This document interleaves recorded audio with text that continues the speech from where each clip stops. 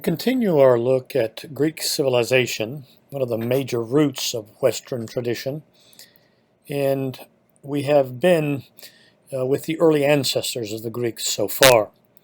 A quick look at the Cycladic civilization, then a little more in-depth look at the Minoan, and even more so with the Mycenaean, with an important stop on the literary tradition established by Homer. In the centuries that will follow, of course, Greece heads towards its peak, the Greek civilization, its peak being in Athens in the 5th century. And today, with this stop, we look at the centuries right before Athens reaches extraordinary developments that have left a significant legacy in Western tradition. Today, we're looking at the Archaic, a term that is used now by cultural historians for the 3 centuries right before the peak of Greek development in Athens, Greece. But let me first make a quick stop, a quick note about the 3 centuries that go from around 1100 before Christ to around 800 before Christ, which is sometimes termed the geometric period. The Greeks will see a phase down, a crisis, a time when the population begins to decline, when some of the important sophistication in writing and in technology wane and disappear for a while. It's kind of like the lights went out for a while. That's a simplistic way of looking at it, but there are not great developments that happened in the 3 centuries between the 1100s and about the 800 BC. There were some migrations that led to some upheavals, new groupings that came through the mainland areas of Greece. One of the major ones to disrupt, and probably they will be credited with bringing down the Mycenaean warrior culture, or the Dorians, about which we know little. So we mentioned them, but we also mentioned a new metal, a much tougher metal. It could be that in Homer's epic poem of the Iliad, the new weapons that are mentioned of Achilles are better because they're not bronze like the Mycenaean warriors of the Trojan War, but maybe if we have the first instance of iron weapons, that may be why Achilles' shield and his weapons are so much better than anybody else. But the Iron Age begins about this time. And one last quick note about these 3 centuries. If the lights are turned off, so to speak, metaphorically, during these 3 centuries, the lights are turned back on when Homer writes down those amazing tales, condenses them and puts them down in writing, and we thus have the epic poems called the Iliad and the Odyssey, which have resonated significantly for the last 20th centuries since he wrote them down. Now, the word geometric, before I move on to the Archaic, geometric is a term for these 3 centuries because the vase that you're looking at is one of the most beautiful representations in art and ceramics of this age. You see the meander sign, Greek meander sign. Meander was a river in one of the Greek colonies, and it wanders around, and thus that's an important symbol of Greek culture, which symbolizes eternal life. But geometric refers to the stick figures of humans that are in the middle of this vase. It's not that they had not been able to develop art to more than just stick figures before, but it's during this period that kind of there's a loss and they revert back to more geometric figures, and even human torsos and the legs look like geometric figures rather than a real human being. Well, the main purpose of this set of slides is to talk about the 3 centuries right before the peak. They're called the Archaic. And during this time, we see a major revitalization of Greek civilization. If Homer can be said to have turned the literary lights back on around 800, then there are a couple of major developments that happen. One of them is colonization of the Mediterranean Sea and Black Seas by the Greek city-states. And the second is the evolution of the concept of the polis, which is the Greek word for city-state. So we'll talk briefly about those. Before I leave this slide, please look at the map of the Mediterranean and notice those areas that are now tinted with red. The center of the Mediterranean world sees the Balkan Peninsula, mainland Greece, and where the Greek culture has begun to flourish by the time we hit the year 800 or so. But what you see in southern Italy, the island of Sicily, along the coast of Spain, along the coast of North Africa, and of course all along the coast of what is called Asia Minor and into the Black Sea is clear developments of colonies. The Greeks get in their boats and take everything Greek, including Homer's Iliad and Odyssey, and take them to faraway coastal areas of the Mediterranean Sea. So there is colonization. That's a major development of the 8th, 7th, and 6th century before Christ. Now, the major reason why the Greeks do get into boats and take their language, their culture, and everything else with them is a land shortage and a increase in population. After a decrease during the geometric period, there's an overpopulation during this period, and thus they start looking for land that can be populated by them. The colonies that the Greeks will establish are going to be independent from the mother city-states, Athens, Sparta, Thebes. We're going to look at those names now, but they're going to be independent. However, there's still an umbilical cord back to the mother city that establishes them in the sense that they will provide protection, but however, there's a true independence of each of these city-states along the edges and borders of the Mediterranean Sea. The effects of colonization in the 8th, 7th, and 6th century is a significant increase in trade, so Greek ships crisscrossing, not for warfare, but for trade, and in general, a spread of Greek culture, Greek coins, Greek language, Greek gods, Greek myths, Greek temples, Greek statues, Greek epic poems. These are going to spread throughout the Mediterranean world during this time period. The second major development of the Archaic period is the flourishing of the Greek city-state. As I've said before, there never was an ancient country of Greece. There is today, but there wasn't back then. There were a set of kingdoms or city-states. The word polis means city-state. Now, the reason why there was not a overall country of Greece or one kingdom of Greece is because of the rugged geography that makes it difficult to rule, let alone have a significant communications between various points of the Greek mainland. There are a lot of mountains, there are a lot of barren areas, very few valleys, so to speak, and thus the rugged geography was more the cause of the Greek city-state as a political organization. Now, within the Greek city-states, which is the city, its walls, plus the lands around it, there are two important Greek words that we want to acquire here. Acropolis is a term that applies to every Greek city-state. Every Greek city-state puts its temples on high positions within its city. So they look for a place where there is a mountain with a flat surface, and then they build a city around that. The temples need to be in a place that towards the heavens, their temples to their gods, and that's protected from attack by enemies.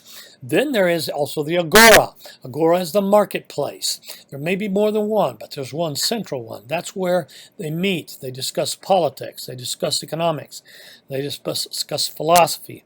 Agora is an important. It's like, to make a crude example today, it's like Walmart, a place under one roof where everybody meets except that they sold more than just physical goods. They sold ideas and many other things like that. The Greek city-state was intended to be comprehensive in the sense that it was self-sufficient. It, with its lands around it, produced enough fruits, vegetables, agricultural, fed the city, the lands around it, and there were trades and tradesmen and various artifacts and things that made the city self-sufficient. And even though trade becomes more important with other Greek city-states during this time, each city-state was really meant to be kind of self-sufficient of its own. The citizens of each individual Greek city-state belonged to the Greek city-state. Now this, of course, when you use the word citizen, you're talking about free citizens, not the slaves, and also not women. Women were not still involved in the political process or in decision-making at this time. The Greek city-states are patriotic, but not about Greece, and not about the Greek flag. They're patriotic about their own city. And so this is where, in this time, in the Archaic period, is when the Olympics are born, and the competition is not between countries as today, but it is between various Greek city-states. And it's Athens against Sparta, against Thebes, against Corinth. The rivalries that are there are among the city-states. That is what you will see at the origin of the Olympics. Sporting games where instead of using weapons to fight each other, they use the skill of athletes. Now, the Greek city-state will have something develop during the Archaic periods. The Greek city-states will see the arrival on the battle scenes, on the scene of warfare, of a new fighting force. They are not the aristocrats of old, the kings of old, like with Achilles and Agamemnon and Menelaus. There was a clear group of people that were skilled in fighting, had weapons, and then there were those that didn't. The city-states of the Archaic will see the evolution of the hoplites, which are the infantry of today. They don't have a chariot, don't have a horse, like the ancient warriors of the Trojan War, but they are citizen soldiers, free men, who own their own armor and then are organized in a very disciplined unit. They become the armored infantry, and they have the basic military training. They're not professional soldiers. They are weekend soldiers, so to speak, but they are organized in a new format called the phalanx, which is generally 10 men times 10. It's kind of like a human tank, and their discipline and their camaraderie and their loyalty to each other makes them a formidable fighting force on the battlefields, and even foreigners will hire the Greeks because of this new formation. This is a change in the way you do war. It is a change, and military change will cause also political pressures, because if you're willing to die or called to die for your city, well, then you should be able to have a say in when and where your city goes to war. So the advent of the hoplites to the fighting, to the war, to the conduction of war will bring political pressures. And this is something else that develops in the Greek city-states of the Archaic period. All ancient cultures had kings or pharaohs. That's called monarchy. But it is during the Archaic period in Greece that we have experiments with other kinds of political organization. Oligarchy is a term that means the governing of the few. Monarchy is there's a king, and he passes the power down to his son, who passes it down to his son, etc. Or in the case of pharaohs, we have dynasties. But the Greeks will experiment with the governing of a few aristocratic leaders. From one, we go to a few. Oligarchy is what that means. But what oligarchy left out was, out of the political process, the governing of the city, the new rich, those who became rich by way of commerce or trade. The only ones that were involved in oligarchy were the old landed aristocracy, and so that oligarchy was something that was not found to be good for the times. They did try tyranny. Now, tyranny in modern day use is a negative, very negative thing. Somebody who usurps power, takes it by force, coup d'etat, but that's not necessarily the way that it happened in ancient Greek city-states. The oligarchies, when they didn't function, saw single individual tyrants overthrow them, and this was when it happened, it would happen with the support of the new rich, or who were left out of the political process. And so they experimented with tyranny. It was seen to be the solution to the problems of oligarchy, but it was not ultimately any more perfect than any other format of political organization and distribution of power that had been seen before. So ultimately, monarchy and the experiment with oligarchy, which led to the experiment with tyranny, we will see in the 5th century, the classical period, the movement towards, in particular, in Athens, Greece, not in other cities of the Greek city-states, but the experiment, the arrival to democracy, or the governing of the people, whereby the people are not everybody. That still leaves out slaves and women, but it is from 1 to 15 to 500. So basically there's a distribution of power to all free men, and democracy is going to be a Greek thing. It did not surface as a political experiment in Mesopotamia or in Egypt, but will surface in Athens, Greece. We will talk about it more in Athens of 5th century. We do need to make a distinction here before we stop this quick look at the Archaic period. Greeks are not all of one flavor, not all of one direction, politically speaking or otherwise. They're very independent. And Greek city-states, I'll remind you, are very independent. And really there are two sides of the Greek coin that we must talk about. One side is Sparta. This may be a familiar term, familiar name of a great Greek city-state of ancient times. Sparta still exists today in modern Greece, but of course it's nothing like the Sparta of ancient times. In the Archaic period, around the turn of the year 600, Sparta takes one direction. Sparta is in the region called Peloponnese, in Laconia, so on the shields of the Spartan warriors will be a gigantic L from Laconians. And they will have a great political leader by the name of Lycurgus. And Lycurgus will institute a set of very draconian, or very stringent new laws on Sparta that will make Sparta go in a certain direction, a very different direction than the other side of the coin, the other city called Athens. Sparta will start declaring war every year against everybody. Instead of having a 4th of July like we do when we celebrate freedom, they will have a day in the calendar when basically they will declare war against everybody. Now, as we look at the causes for this kind of very strange development, we can see the rebellion in the 8th and 7th century of some farmers in the area around the aristocratic leaders of Sparta that scared them to death because they were dependent on neighboring agricultural people, the Messenians in particular. When those rebelled, and they had to put down the rebellions not once but at least twice in blood, well then thus came the very stringent rules given to the elite Spartans, as they were called. At the age of 7, the men were sent to the doors of families in Sparta, and the 7-year-olds were taken to be trained in a permanent military boot camp from the age of 7 to the age of 20.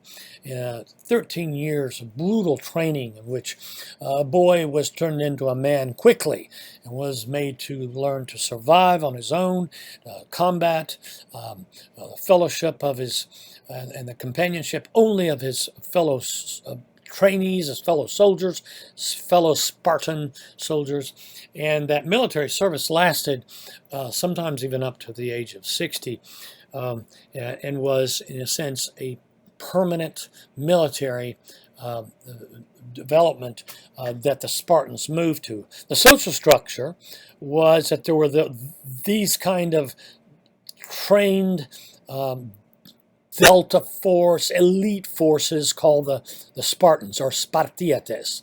Then in Sparta there were also the freedmen, and then there were the Helots, which are the state-owned slaves or serfs. But the elite, war-based, best trained in the world, um, dedicated to the seeking out meaning of their life in the battlefield, kind of like we saw with Achilles. Well, Sparta, this is where Sparta heads with its social structure and with its laws.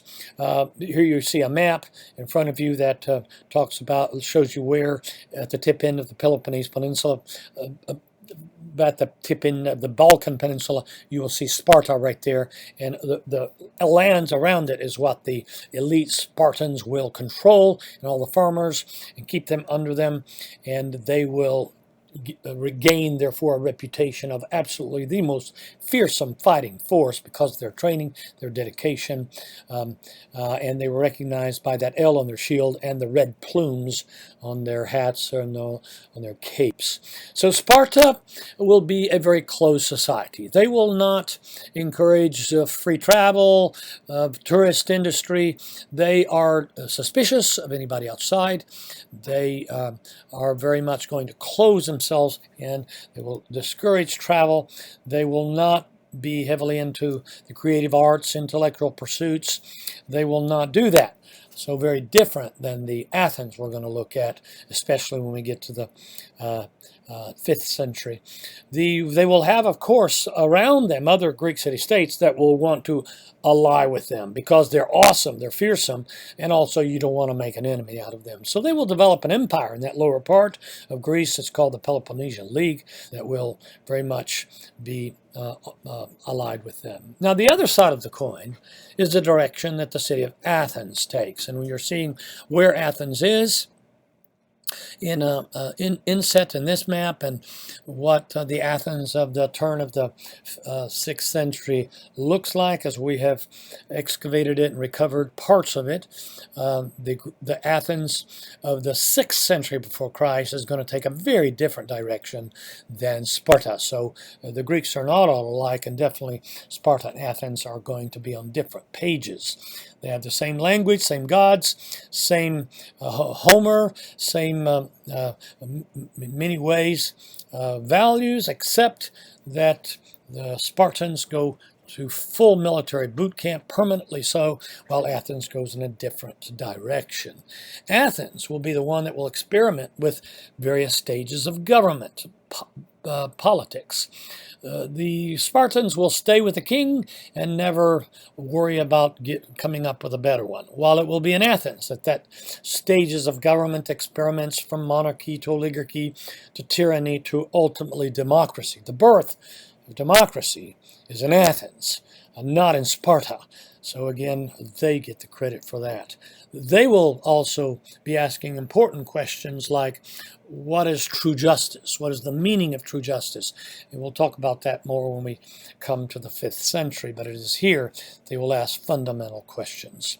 As we conclude this quick look at the Archaic period, some statues and a temple. We're looking at art and architecture of the Archaic period, easily recognized as being from the 8th, 7th, and 6th century before Christ Greek culture, are these statues you're looking at before you. A male to the left, a female to the right, the middle, and then a painted version of that female to the right.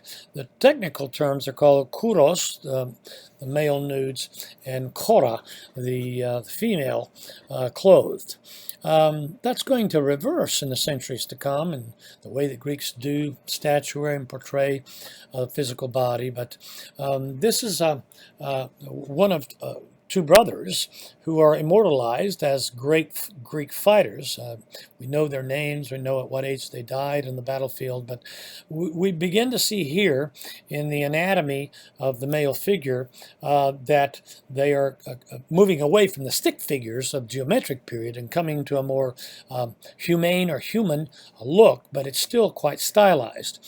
And the hands are frozen like to the side of the body, and if you can see it down at the bottom, the feet, there's a brief step forward on one of the feet, a little bit of motion, but not much more than that.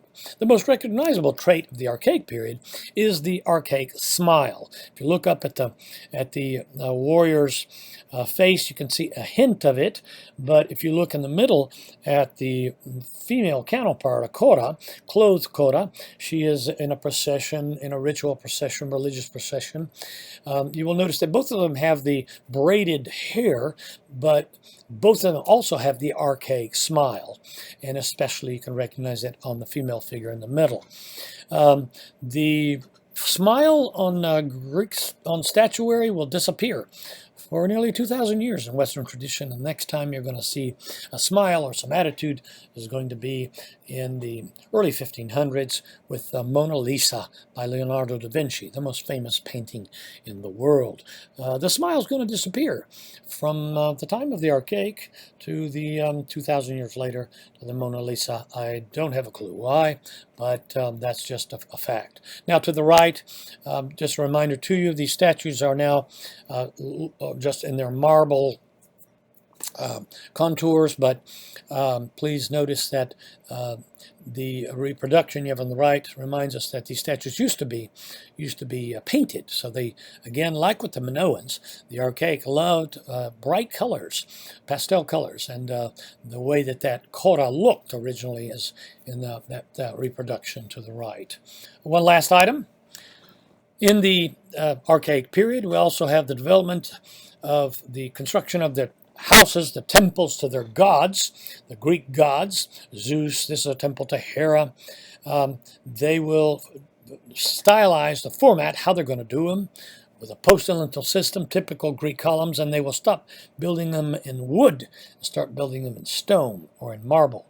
And we'll see the greatest of these in the 5th century in Athens, but we already have the beginning of the construction of the Greek temple, 3 steps, entrance to the east only, with the Holy of Holies in the middle, with the statue of the goddess or god in the middle. We'll talk about that more when we get to the 5th century. This concludes a look at the Archaic period.